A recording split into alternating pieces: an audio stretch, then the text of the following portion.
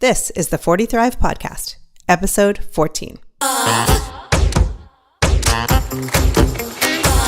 You're listening to the 40 Thrive Podcast, the show created for women 40 and beyond, ready to shake things up. Get exclusive access to expert advice, support, and strategies that will inspire, motivate, and give you the tools to not just survive, but thrive. And now, your host, Jackie McDougall. Welcome to the 40 Thrive Podcast. Today's episode is very special to me. Dani Klein Modisett is here. She's the founder of Laughter on Call, an organization she created after seeing her mother, who has Alzheimer's, benefit from comedy care. Alzheimer's is something that I have also seen up close, as my dad was diagnosed several years ago and passed away from it just 3 years ago.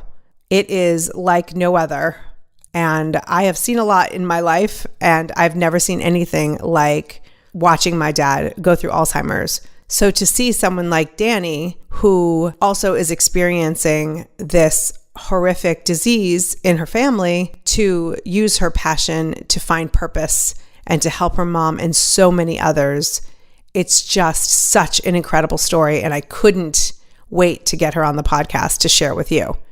So Dani's been working as a comedian for over 20 years.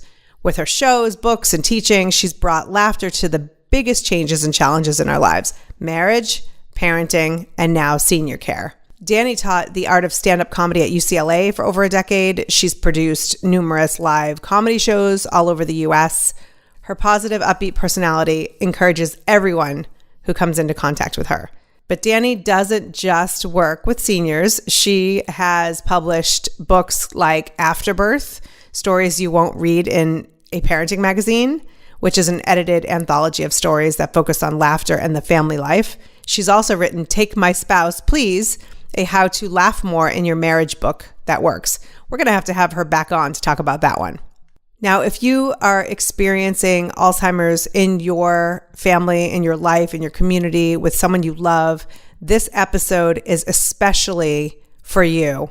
The hope and the laughter and the beautiful experiences that Dani shares about her organization and what it does for Alzheimer's patients is something everyone needs to hear.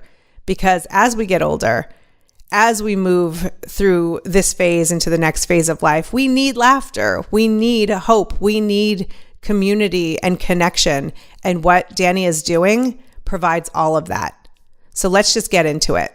Dani, welcome to the 40 Thrive Podcast. Thank you. I am so excited that you're here. I have related to your story with your mom's Alzheimer's for years now. Oh. You know, kind of like watching you on Facebook. My dad passed away from Alzheimer's 3 years ago. Oh, wow. I didn't know that. I'm sorry. Yeah.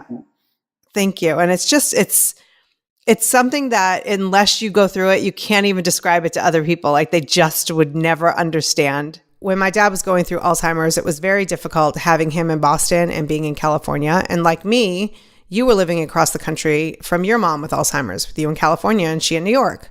But you made a huge decision to change that. Right. Because I had moved her out here after she was born and raised in Manhattan, and like that was her world. And I just made the decision that it was going to be way more, I don't know, it's not efficient, but just like better. I don't know. I don't have a fancy word for it. It was just going to be better for her to be near me and my family and not spending $17,000 a month to live in New York City and never leave her apartment. That didn't seem smart. Right. And so you brought her out to California. Right. And found a place appropriate for her. Yes.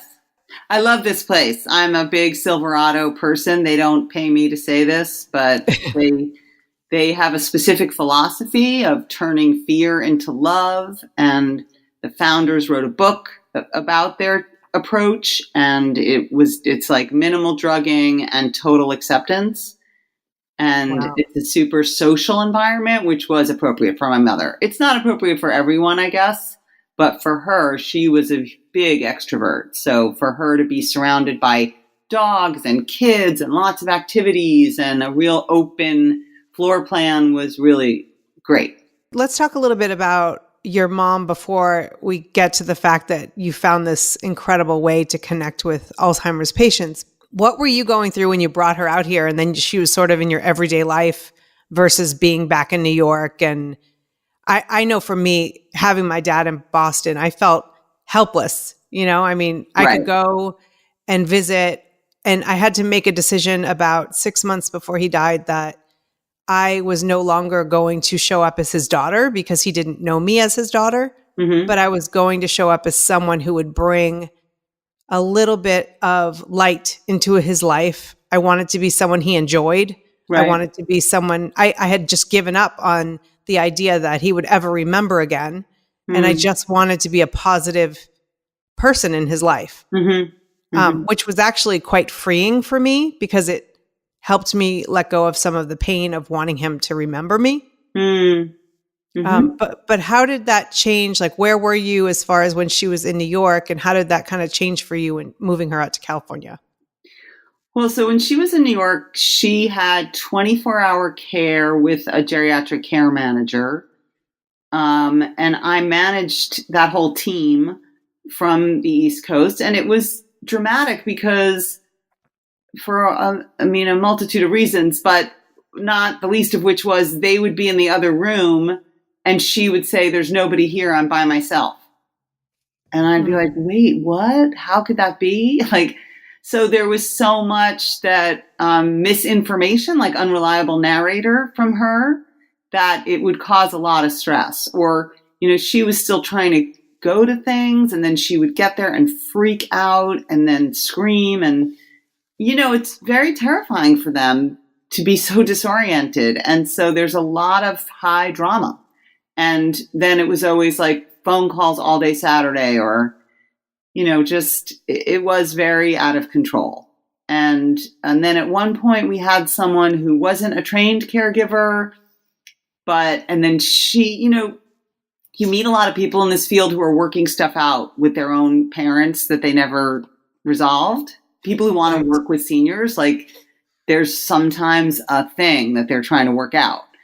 And this woman had she just took over in a way that was uncomfortable and lacking in boundaries and would do things with my mother and not tell me. And that was really uncomfortable for me. And so at a certain point, I just said, this has to stop.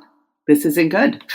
And I started looking at facilities out here. I actually flew to Boston and looked at some facilities there because my sister lives there.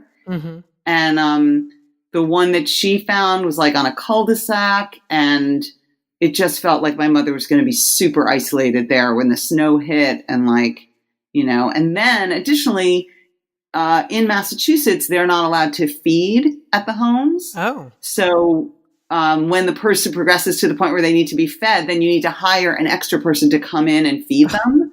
And so that was just a prohibitive expense. That just seemed not like a good idea. Right. So I decided to move her here, and I got 3 seats on a commercial airline, and I hired a caregiver to fly with me. And I went to New York on a Friday, I believe.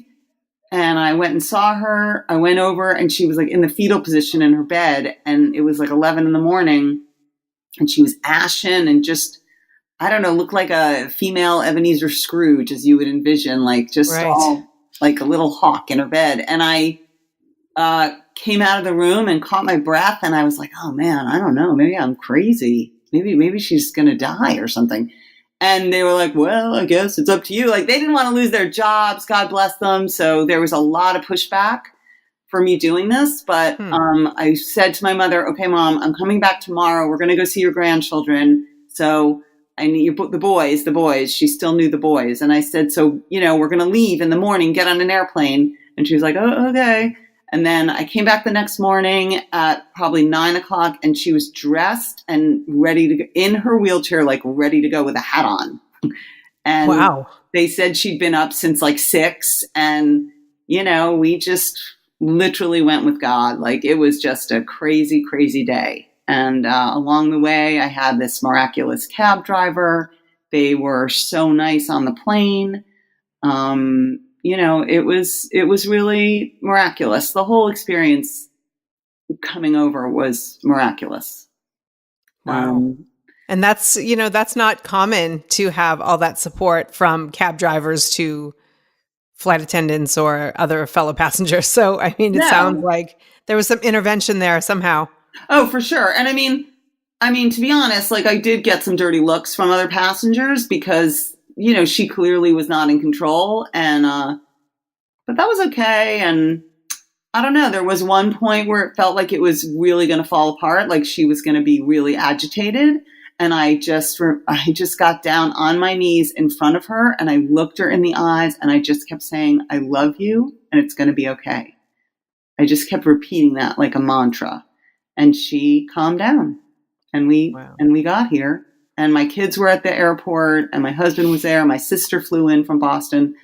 So, and then we brought her over to Silverado and it's a beautiful place. Like it looks like a fancy hotel. So, and my mother was a very always aspirationally fancy person. Mm-hmm. So at first I think she just thought, oh, I'm staying in a hotel for a couple days, and then as the month progressed, she became more aware that she wasn't leaving, I think, even though I had tricked out her room. I bought all fancy furniture and all of her, special paintings. And I'd brought as much of her as I could. And that's actually when I got the idea for Laughter on Call. Like that's when when that started to fall apart. I was at my dentist who is like, I have like this dentist / life coach. Like she's always telling me what to do. Only in LA. Right. And she's like, she's an excellent dentist, but she does, I think, fill the dead air while she's working with like, lots of philosophizing and advice.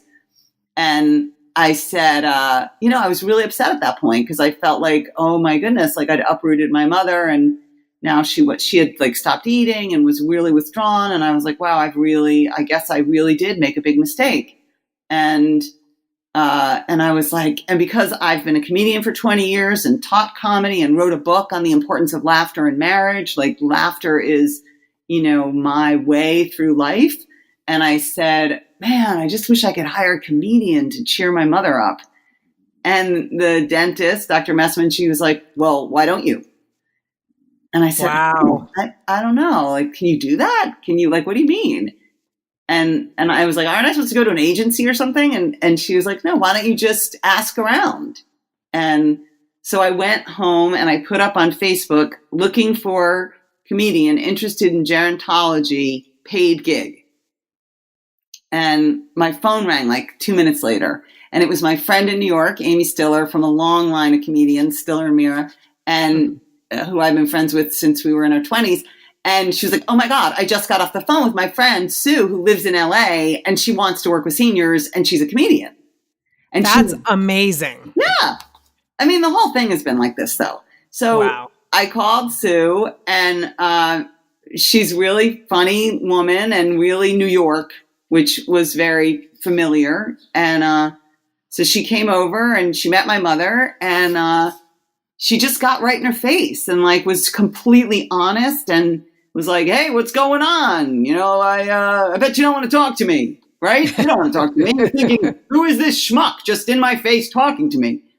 And when the minute she said the word schmuck, my mother's face just lit up and she started giggling. And they were kind of off to the races. And then she kept saying it like any good comedian when you get your laugh, and then she gave her some water and they had this connection. And so I immediately hired her and I was like, okay, you're going to come 8 hours a week and do what you just did. Just keep doing this, find ways to do this. And, within a week, my mother's temperament changed.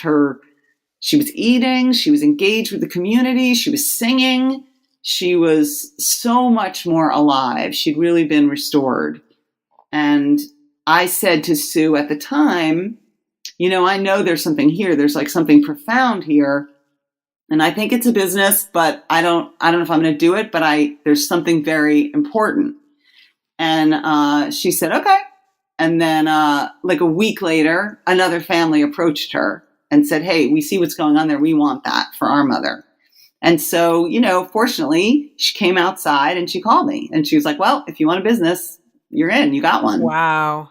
Now, this is the point, though, that a lot of people, especially women over 40, would say, I hired this comedian. It was so effective.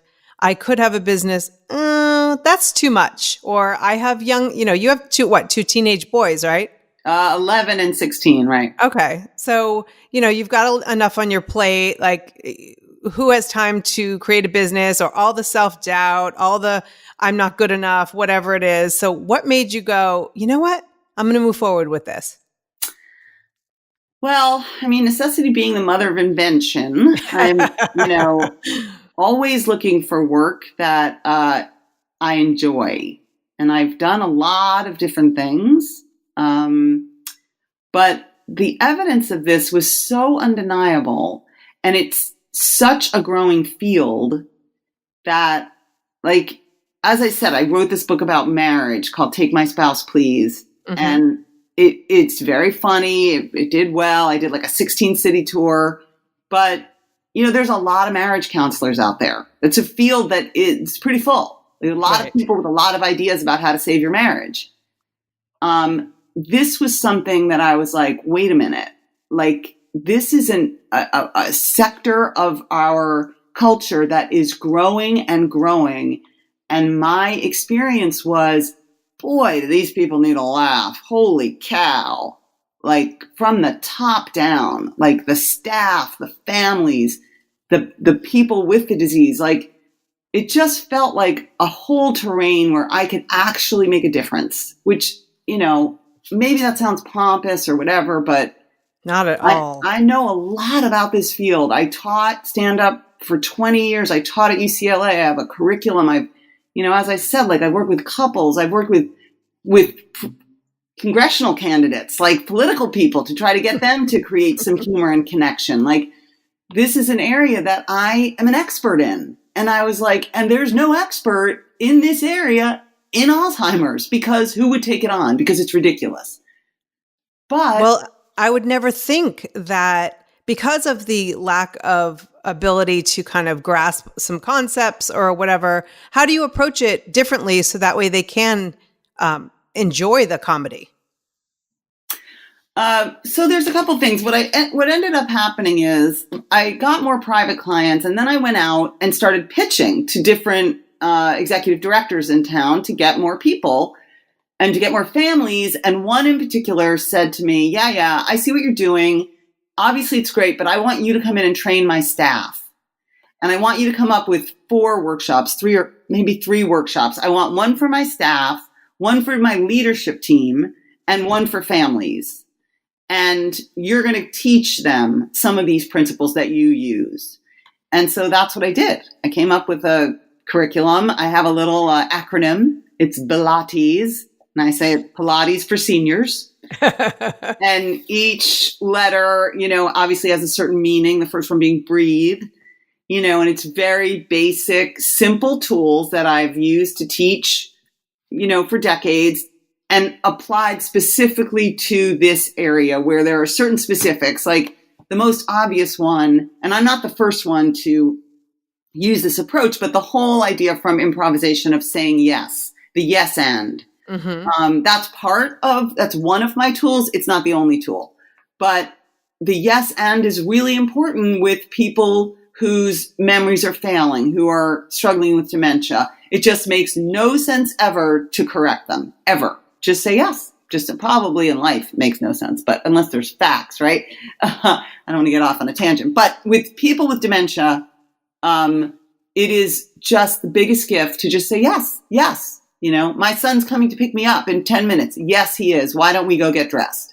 So it's like this now, of course, I'm kind of coming in a little backwards, because now there's validation therapy. There's all these, therapeutic terms for what I came to from in a different door. I came from the entertainment side, but it turns out it's more than fully supported in the Alzheimer's world.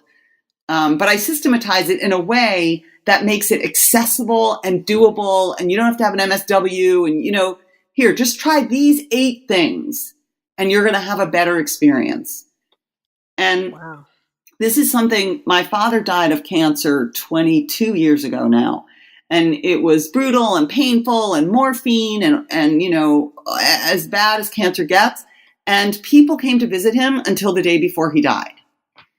And when my mother got this disease, about 6 months in, she was down to one friend who would visit. Right. And so it really struck me that people are so uncomfortable with anybody who's mentally compromised. And we really need to get to the other side of this. And I believe, because a lot of people say, well, I don't know what to do. I don't know what to say. I don't know. And so what I'm presenting is, here's 8 things. Do these 8 things. And then if you still can't stand it, well, at least you came for 15 minutes. Like, I just really believe in like creating courage. You know, people don't have the courage to show up. And that is the crossover and you know, the intersection between comedians and this disease and showing up for this disease is that the one thing that comedians have, even the not funny ones, is they have the courage to stand there and to show up. And that is what's needed in this field, like the courage to show up. So that for me was like, oh, right, that makes total sense that comedians would show up for this and know how to manage it because they're used to hecklers, because they're used to people who are distracted and they're used to grabbing an audience and going back in and trial and error. If I'm a stand-up comedian, what an amazing, purposeful way to use my craft is for these people, because you don't need necessarily the big laugh in the room. You need someone to even a smirk, you know, is Absolutely. a win. It's just to bring a little bit of joy into somebody's life, you know? So take us back for a second to, you know, now you've gotten this call, hey, we can start a business. Then what happened? Like, where'd you go with that? So I started with the next client and then I wrote an article for AARP. Yes. I'm going to link to that in the show notes. It's so good. Oh, thank you. I just knew I wanted to reach a lot of people. I've written for Parents Magazine and then LA Times and New York Times. And I've written for a lot of publications, but I targeted AARP for this. Yeah, for sure. I mean, because your listeners are, you know, there's like a business angle. I'll just be candid. You know, they came back and they said, okay, great. So we're going to send somebody to interview, you know, we'll have someone interview you. And I was like, no. I was like, I'm a writer. Here's my books. Here's all the articles I've written. I want to write the piece. And then they came back and said, oh, okay. All right. You can write it. And it's going to be on the online magazine. And I was like, oh, well, all right. It's still AARP. People are still going to read it. Mm-hmm. So I went and wrote the piece. And I sent it in. And by the way, this is probably a 3-month process. And I sent it in and, which by the way, for when you're sitting in your office, that seems like 30 years. Like you can't, you know, there's a lot of like, okay, let's send another hi email checking in.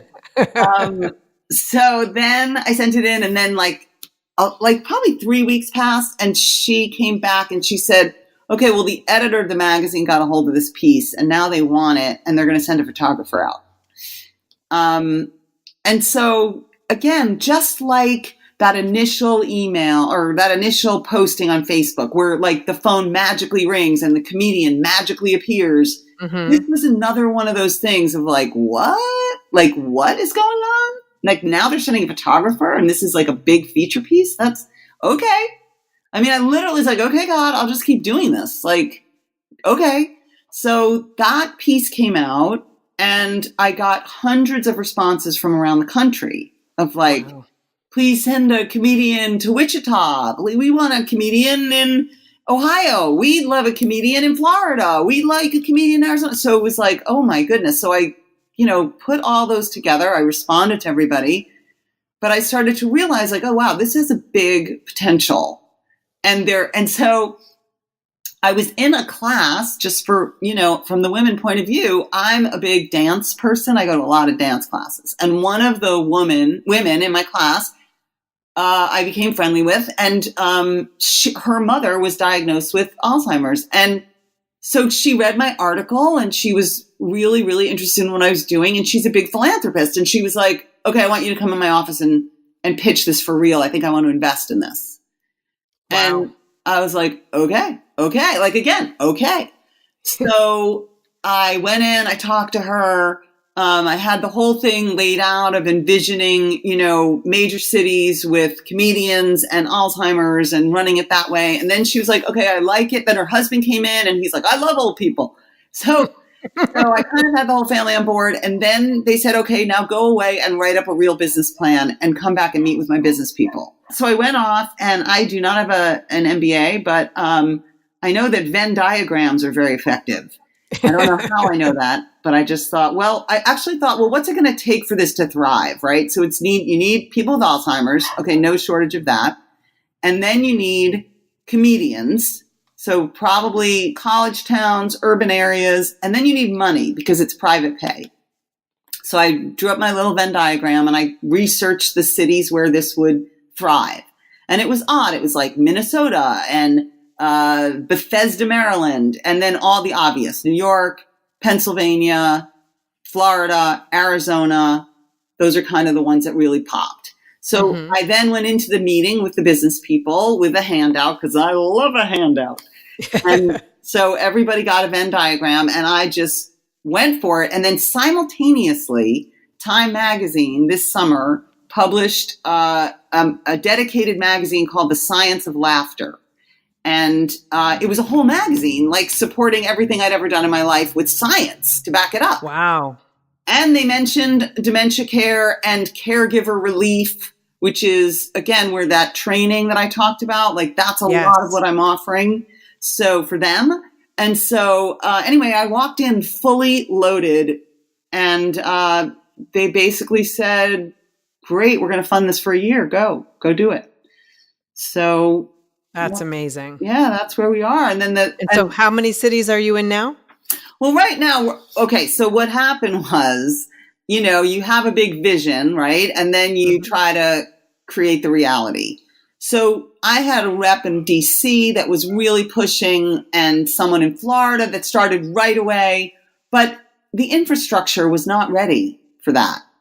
I mean, if we're talking about scaling a legitimate business, I have to set it up so that it's working and everything's in place in the California.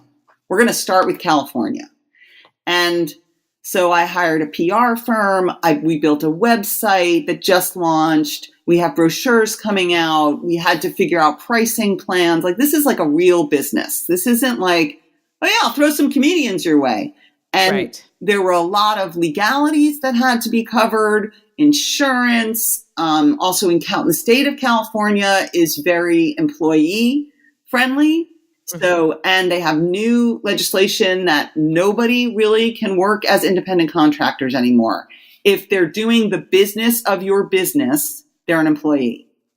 So there's a lot. We're still in it. We're still figuring it out. We're in place now. We're firmly launched, but little things come up, all the time. One of the challenges of Los Angeles is that a lot of my staff are working comics. So they book out like it's a waitressing gig. And it's like, well, it can't be run like that because it's a personal relationship that forms with the client.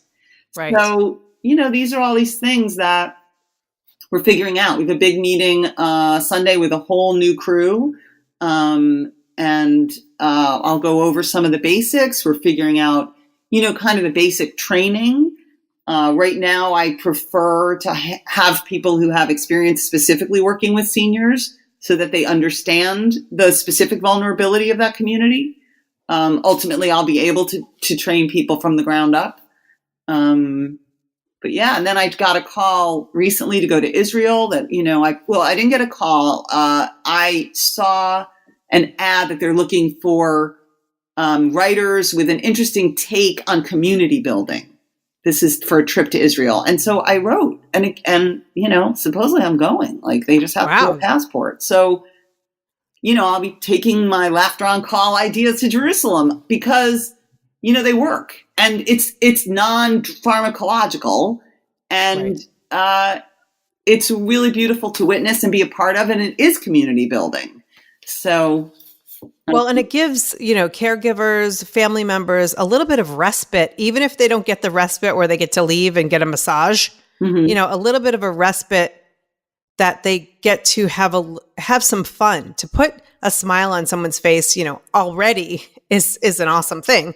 But to work with Alzheimer's patients, whether it's your parent or a grandparent or a stranger, is just, I can only imagine how rewarding it is when you get that feedback that they're actually enjoying it.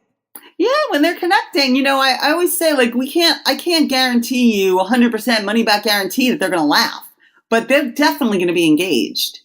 And they're going to feel heard and seen, because for the individual, for the one-on-one work, there's a 5-page questionnaire. There's like an intake form for the family that asks everything from favorite food to favorite music to a vacation gone wrong with funny stories or a pet. I mean, the comedian comes in with a ton of information about the person. So, that's what I mean about like trial and error. Like, they're just throwing stuff out there and funny stuff about themselves and about the person. And it just takes that energy that a comedian can bring of like monologuing if you need to, until you see the light in their eyes. And it is super fun when they start to laugh. I mean, I've done it a few, I've gone out there myself, and I had a mathematician, and he was like, I brought in flashcards, and he liked Paul Simon. And, when I brought him the flashcards, they were like my kids' flashcards. So he was super arrogant, and it was great. Like, it was like, 12 divided by 4. And he's like, 3, like annoyed with me, which I just loved, because he was engaged and like remembered who he was for a minute. And, but also felt valued. And I think that that's what I really saw with my dad as, his disease progressed, is not feeling like he was contributing or being of value or, and just kind of, it was heartbreaking. And so to give them these moments of feeling like, wow, this person gets me, how beautiful that is. Right. I mean, we have another client, an older man, and he was a singing teacher and a voice teacher. And this is in the South Bay. And my comedian that goes to him is a singer. And so every week he gives her singing lessons. Like he thinks that, she's learning how to sing from him, and he feels very much of service. So wow. It's fun. It is giving fun. him a job, giving them a purpose is just so exactly. key. So until you are scaled and across the country where everybody can utilize your services, do you have even just one tip for families who are in this to help connect them to their loved ones who might be suffering from Alzheimer's? One tip. I mean, I have a few, I think. Yeah, no, or the more the better. I just, I didn't want to put you on the spot. Yeah. I mean, it's interesting. I talk a lot about honesty and not, which is so hard, because the instinct, I think, for a lot of people is to be like, mom and dad are fine. They're fine. And it's even for the person to be like, I'm fine. And I think the more honest you can be and be fully present and look them in the eye and, talk about some funny time that you had together and see if they connect. And if they don't, move off it. Like, that is another really important tool, is like letting go. And that's in the Pilates, the L is like letting go of the moment. Like, if it's not connecting, pick another moment. Like, and don't hang on. Like, my mother now has progressed to where she doesn't have language anymore. And sometimes she'll look at me and it with like so much contempt. And I'll start to feel really crushed, and I'll turn away for a minute, and I turn back and she's smiling. And so learning to just let go of each moment so that you're available to the next moment. That's a really big one. And you don't really know when they're in advanced stages, like, you don't really know where their head is at, and so to not project and to just be open. And another thing that I always tell people, because it's so frustrating, the A is about like appreciating each other. Just appreciate the person. When in doubt, just say, I love you. That has been the most effective tool. That's what got us cross country, is just, I love you. And I know this is hard and I love you. And that takes courage to say, especially there are families where, maybe saying I love you wasn't common currency in the household. So It's a disease that really does challenge your humanity in ways that nothing else does. And I really have experience with a lot of other things, and this is an opportunity to bring fully your courage and your humanity so that you can laugh, because you will not laugh. One thing I know for sure, you will not laugh if everybody's trying to pretend that nothing's wrong or that there isn't, if you can't be honest about it, it's really hard to bring laughter into the space. Right. Such a good point. I mean, I also think we do little basic things like bring a cookie, like break bread, take it back to religion, like just break bread together. And, pictures are great. Magazines are great. Just shaking your head. Sometimes, just being silly, being willing to be silly. Again, for comedians and actors, we're used to that. We'll shake our head and dance around, but not everybody's willing to do that. And it really does help. It breaks the moment. It changes perspective. It allows for some levity. At this point, I will just shake my head and wiggle my hands and my mother will mimic me. And so we've had a connection. Right. And engagement is so key, as far as it doesn't, like you said, it doesn't have to be this huge reaction. Your mom's not in a place where she can express herself in that way, but that you're getting through to her when she's, mimicking you or just responding even with her eyes. Right. Right. Which is amazing. Yeah. It's not, we're just starting to get to a place where we can quantify it scientifically. So a lot of it is anecdotal. There was just a big article in the Washington Post a week ago about this whole idea of a different approach, like finding joy. And we have to. The population is growing and growing. The statistics are insane. We're in California alone, we're up 123% of death from Alzheimer's just in the last 15 years. It's just a hugely growing population of people. So there has to be and we can't just drug everybody and warehouse them. We all need to learn tools to engage. Right. And so people are starting to look to alternative ways to do it. And, that's definitely what we offer. It's person-centric and it can bring a smile. It's not perfect because nothing is perfect. And that's the other biggest, if you want a piece of advice for families dealing with this, it's never going to be perfect. You're never going to have the perfect visit. You're not going to have the perfect time with your loved one, but you might have a couple of minutes that are pretty cool, that are memorable, where you see each other. And that's what you have to focus on. And you have to let go of perfect anything. Yeah. Appreciating those, brief moments instead of focusing on maybe the 30 minutes that weren't so great. Exactly. Exactly. Absolutely. Everybody has baggage in their families. Everybody has, feelings from that have built throughout the years and things that you can't talk about or that things that are difficult. And I remember when my dad got to that stage where he no longer remembered all of that, that in some ways I actually leaned in more affectionate and more connected and more, because there was no history. My dad, for me, and my mom died when I was 3, and oh wow, my dad was my hero. And so to watch him go through this was heartbreaking, but at the same time, I had this opportunity to just love on him and not have all that excess baggage and the pain or anything that we had ever gone through. And so I think that if families are able to embrace that person where they are now, it goes a long way. And so I have to say, though, that taking your life and all of your experiences, and I've seen your books, all of the ways that you've been showing up in these different creative avenues, the fact that you are taking something with such purpose and bringing your specific skills and expertise, this is something you can't teach someone to do, because a lot of us have this self-doubt, this is my experience and this is what I love to do. and hey, this is what I'm going through right now. How do I marry the two? This is like a seamless business. I mean, how could you not do this? It's so brilliant. And I think it's the very definition of thriving over 40 is finding how to use your experience and merging it with being really purposeful and intentional with your life. Yeah.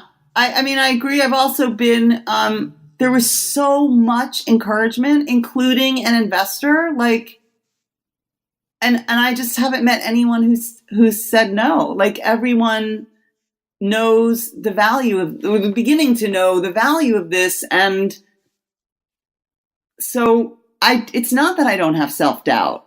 I do have moments of self-doubt, but it has its own life now. That's the thing. It's really not about me. It just has a life of its own. I have a team. I have a CFO. I have salespeople. I have comedians. I have social media. It's like, it's its own entity that I just keep having a vision and sharing. And then we try to realize the vision, and we'll keep going until we're proven that it's not viable. But I just don't think that that's going to be the case, because there's such an appetite for it and there's such a need for it.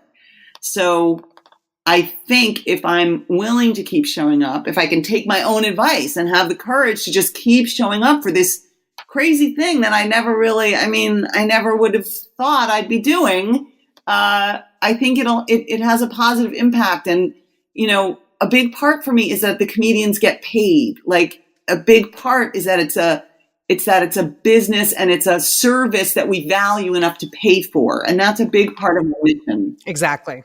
That's huge. It's not volunteer work. Like, I really believe that as a culture, we need to invest in the value of laughter. And so, it's not like, the most expensive thing you'll ever, it's not outrageous, but the gesture of paying for it says, this is what we value. I value this. And that was very important to me, because I really value the work that comedians do. And, that's a big part of it for me. It's amazing. So what can we do as a 40 Thrive community? How can we support you? Oh my goodness. Well, you can visit the website. You can spread the word. Oh, the website's laughteroncall.com. You can, you're kind of the sweet spot, because a lot of us are either, are dealing with parents. So definitely. It's that whole sandwich generation. Exactly. So definitely, please tell people about it. I don't have a book yet, but just spread the word. And if you hear of anyone who's struggling, or if you have relationships with any senior facilities, you can say, hey, I heard about this really cool thing. This woman will come in and make everybody laugh and help the community laugh more. And now we do comedy shows. We're doing an April Fool's Day comedy show. We did a Valentine's Day one. We do interactive storytelling. So anyone who has relationships in the senior industry, I'd love to hear from. Awesome. And I'm definitely going to post that in the show notes, and also over in our Facebook community as well. Okay, cool. It's grown so much. So if you read the article and you're interested, definitely go check out the website, because we do a lot more than that now too. Fantastic. Dani, thank you so much for coming on. Thank you. Now, if you love Dani as much as I do, definitely you're going to want to share this episode. So whether you are in your favorite podcast app, or you head on over to 40thrive.com/podcast, share it with a friend, share it with someone who needs to hear a little hope today, and maybe a little inspiration on how to take challenges that we can't avoid and really make them work with our lives. Don't forget to subscribe, so next week's episode just shows up in your podcast app and you can check something off your to-do list. How about that? I look forward to talking to you again next week. Take care and keep thriving.